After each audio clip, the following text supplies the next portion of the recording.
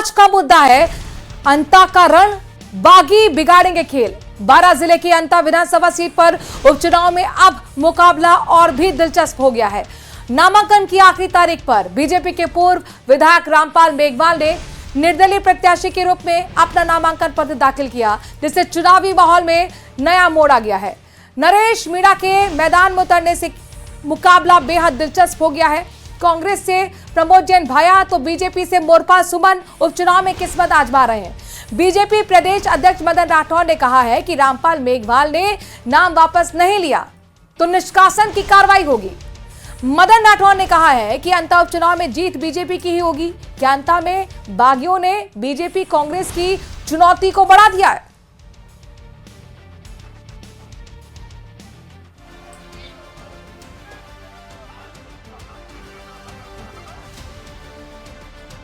अंता विधानसभा seat पर उपचुनाव को लेकर मुकाबला दिलचस्प हो गया है। भाजपा से बारां अटरू के पूर्व विधायक रहे रामपाल मेघवाल ने नामांकन दाखिल करके अंता उपचुनाव में मुकाबले को और रोचक बना दिया है।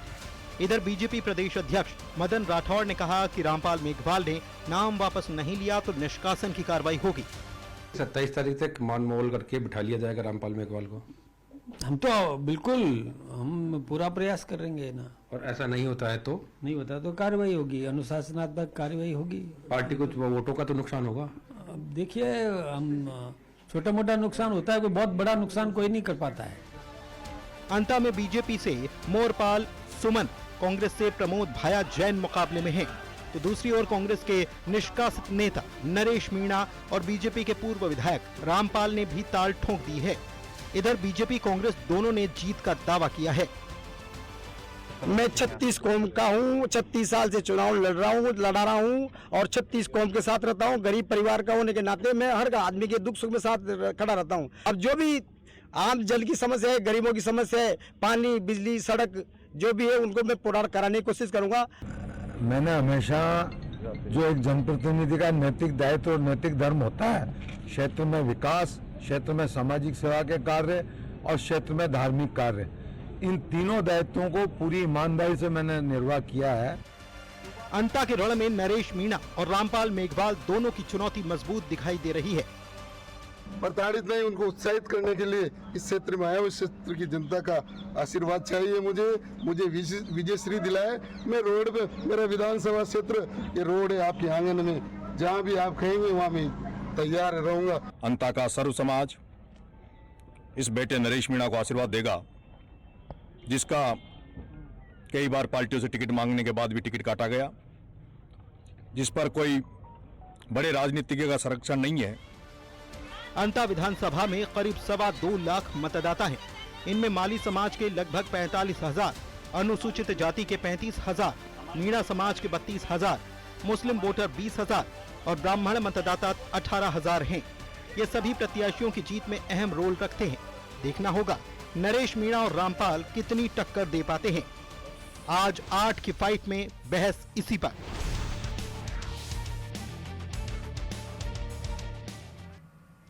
तो 8 की फाइट में बहस का मुद्दा रहने वाला है अंताकरण, बागी बिगाड़ेंगे खेल। सवाल क्या रहेगा 8 की फाइट में? कौन से सवाल जिस पर होगा विश्लेषण, जिस पर जवाब जानने की कोशिश रहेगी हमारी, जरा वो आपको हम दिखा देते हैं। तो सबसे पहला और अहम सवाल यही होने वाला है अंता को लेकर कि अंता का रण है, उपचुनाव है, बागियों का दिखेगा दम। सवाल यही कि बागियों को कितना दम दिखने वाला है, क्योंकि दो निर्दलीय ने टाल ठोक दी है और दोनों ही किसी से कम नहीं है।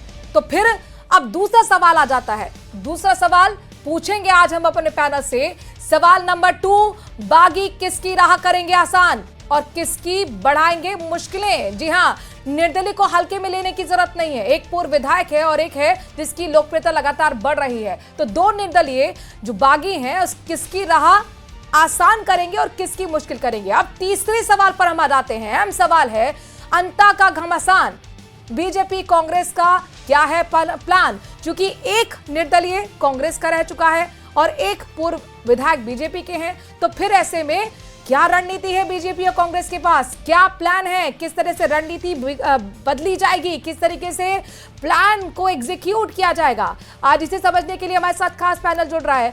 तारुफ मैं करा देती हूं अपने खास मेहमानों का। हमारे साथ सुरेश गर्ग बीजेपी के प्रवक्ता जुड़ रहे हैं। सुरेश जी, बहुत स्वागत आपका आज की फाइट में। सीबी यादव भी हमारे साथ कांग्रेस के प्रवक्ता जुड़ गए हैं। सीबी यादव तेज तर्रार नेता है, बहुत बहुत स्वागत आपका। आशुतोष रावत वरिष्ठ पत्रकार जो कि राजस्थान की राजनीति की नब्ज को बेहतर तरीके से समझते हैं। आशुतोष जी, आपका भी बहुत बहुत स्वागत। वरुण पुरोहित, डॉक्टर वरुण पुरोहित राजनीतिक विश्लेषक हैं और उनसे आज हम समझने की कोशिश करेंगे कि अंतर उपचुनाव, भले एक सीट पर उपचुनाव ये हो रहा है 11 नवंबर को, लेकिन पूरे प्रदेश की निगाह जब इस पर टिकी है तो फिर वो कौन से फैक्टर्स अहम हो जाते हैं जीत के लिए, हार के लिए, किसकी मुश्किलें बढ़ रही हैं और किसकी राह आसान दिख रही है। लेकिन सबसे पहले सुरेश गर्ग जी, आप ही के साथ में आ रही हूं।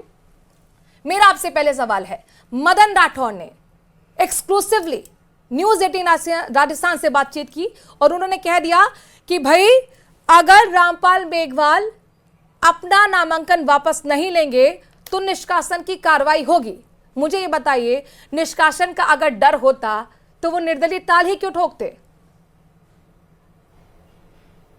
देखिए मनु जी, आज अंता के अंदर चुनाव के अंदर नामांकन की 21 तारीख की लास्ट डेट थी और आज नामांकन की छटनी की लास्ट डेट थी।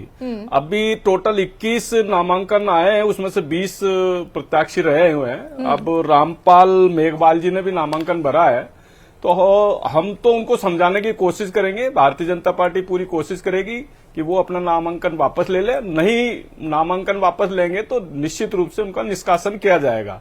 लेकिन हमारे चुनाव में कोई फर्क नहीं पड़ेगा। जिस तरीके से 2023 में हम जीत के आए हैं, उसी तरीके से वापस हम ये अंता का चुनाव जीत के आएंगे। हमारे पास में जिस तरीके से 20 महीने का राजस्थान का सुशासन और 11 साल का मोदी जी का कार्यकाल, वो जनता ने देखा है कि 11 साल से पूरे हिंदुस्तान में मोदी जी ने जो सुशासन दिया है, मोदी जी ने जो विकास किया है, जो विकास का मॉडल पूरे हिंदुस्तान में प्रस्तुत किया है, जिस तरीके से 20 महीने में माननीय भजन लाल जी ने राजस्थान के अंदर सुशासन और जो हमने वादे किए थे, जिस वादे से हम 2023 के चुनाव जीत के आए थे, वो वादे हमने संपूर्ण वादे पूरे किए। वो जनता का आशीर्वाद हमको निश्चित रूप से मिलेगा और हम भारी मतों से जीत के आएंगे। हमें कहीं पे भी किसी तरीके का कोई भय नहीं है, किसी तरीके का कोई डर नहीं है, निश्चित रूप से।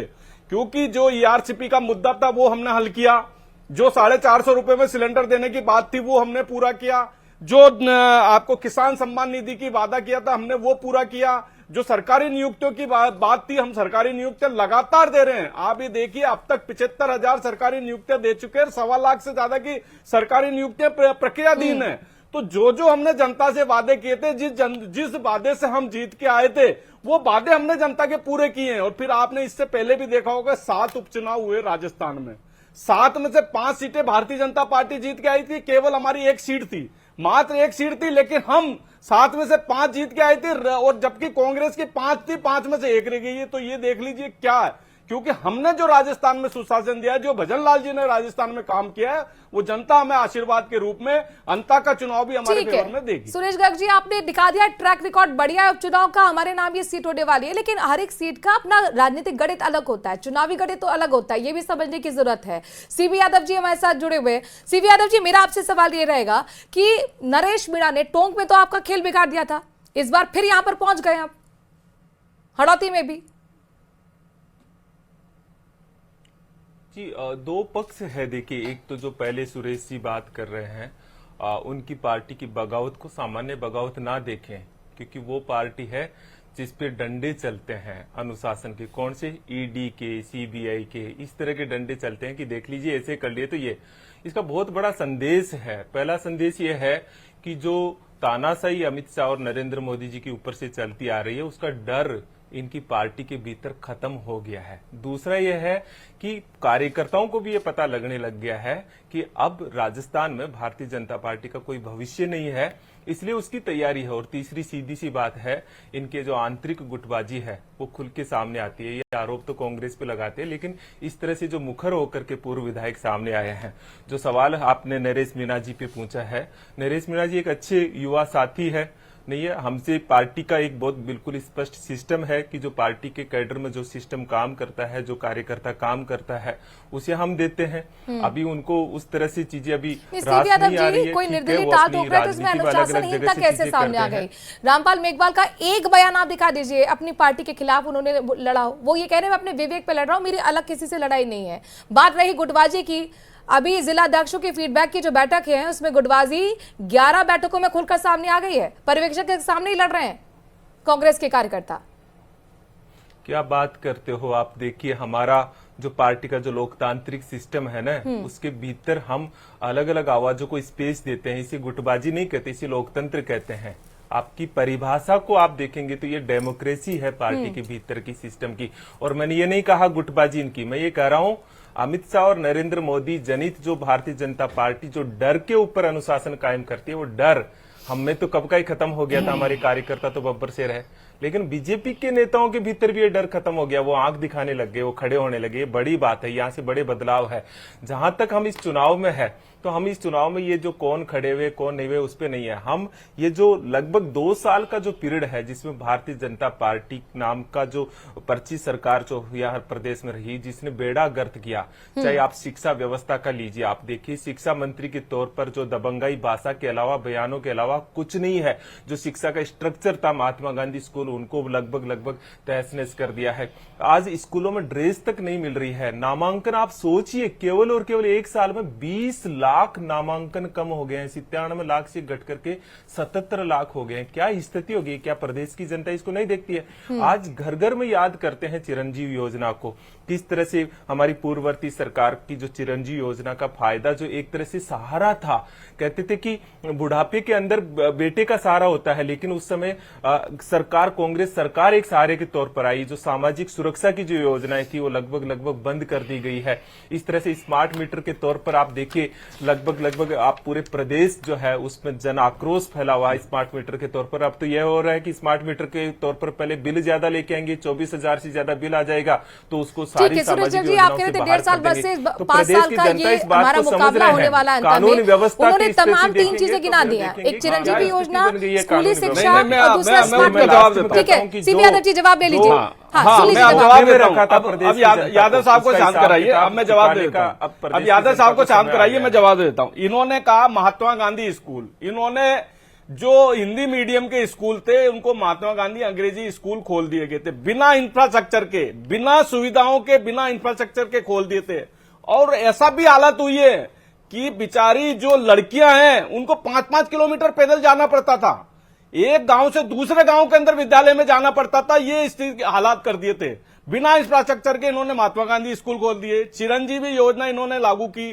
चिरंजीवी योजना के अंदर मनु जी 25 लाख रुपए का बीमा, एक सिंगल व्यक्ति बता दीजिए जिसको 25 लाख रुपए का बीमा का फायदा हुआ हो, एक सिंगल व्यक्ति 5 साल के अंदर।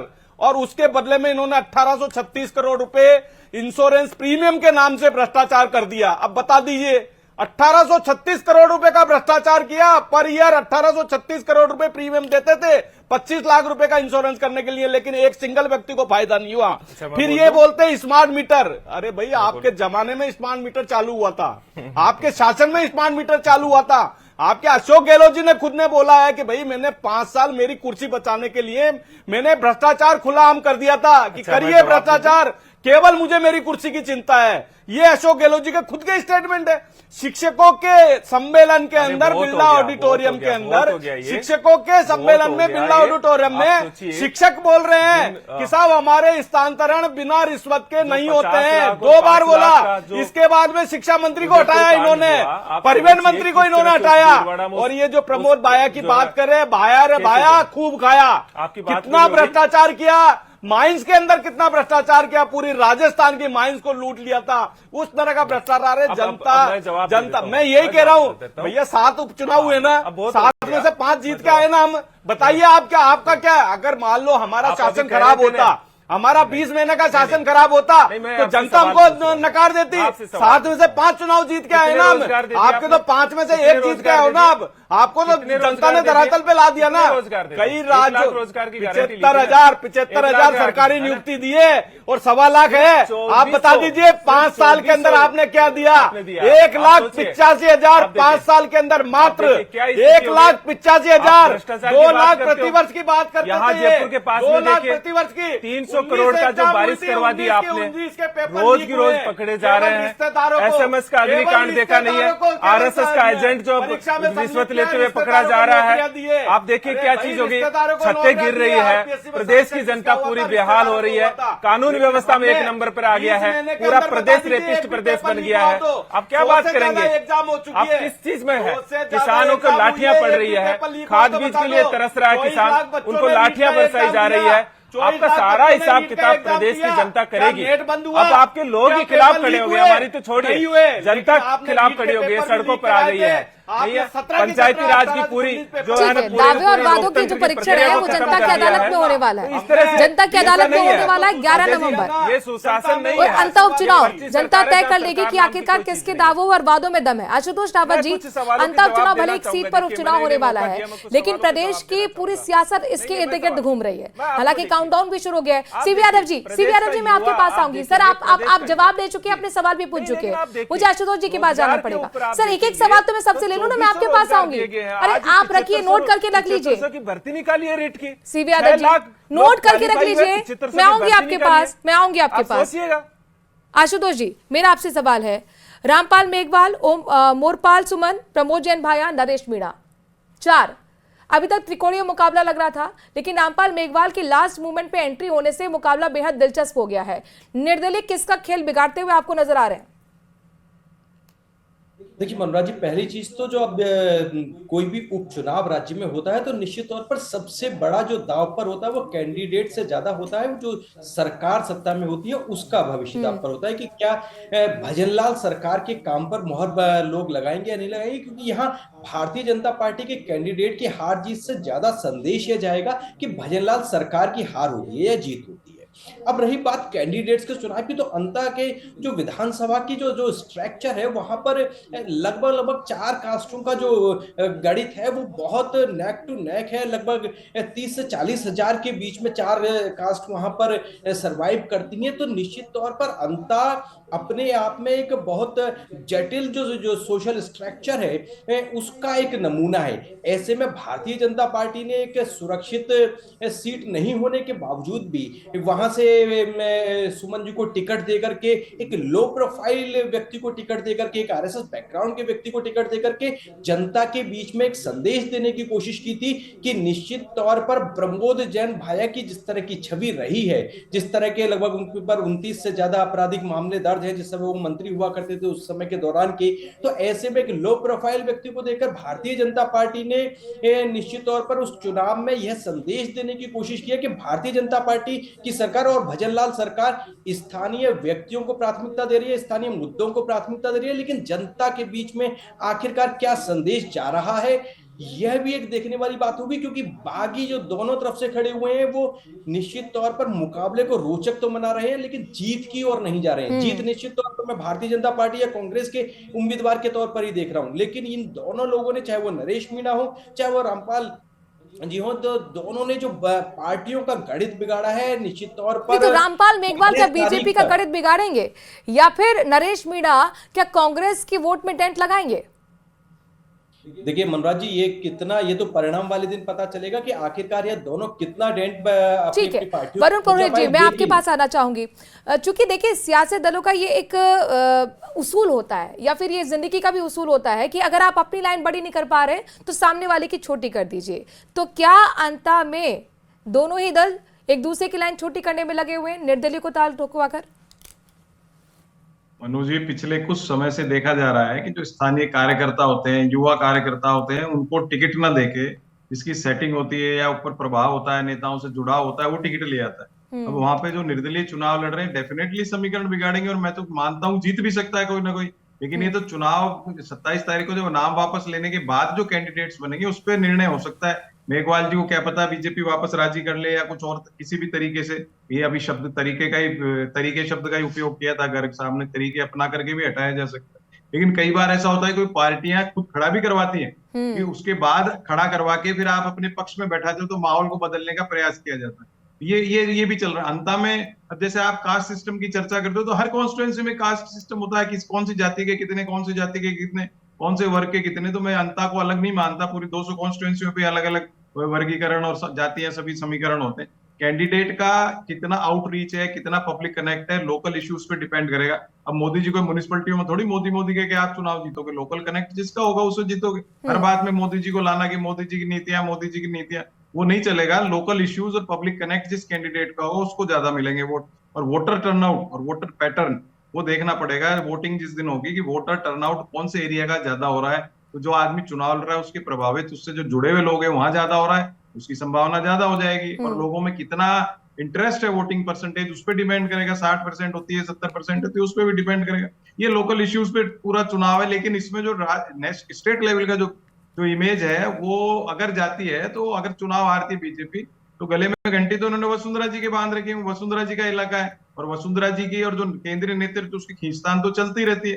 तो अगर चुनाव हारते हैं तो ये उनके गले में डाल देंगे वसुंधरा जी का प्रभाव खत्म हो गया। और अगर चुनाव जीतते हैं तो ये कह देंगे क्रेडिट मोदी जी का है, सरकार का। लेकिन वो वसुंधरा जी के इमेज पे डिपेंड करेगा। और जहां तक जो उपचुनाव की बात कर रहे थे अभी हम, तो उपचुनाव तो जनरली जो है, जनरल पैटर्न बता रहा हूँ, कई बार अलग भी हो जाता है। जनरल पैटर्न ये होता है कि जो सरकार जिसकी होती है उसके ही उपचुनाव में परिणाम। ठीक है सुरेश गर्ग जी, बहुत महत्वपूर्ण बात यहाँ पर कह दी गई है।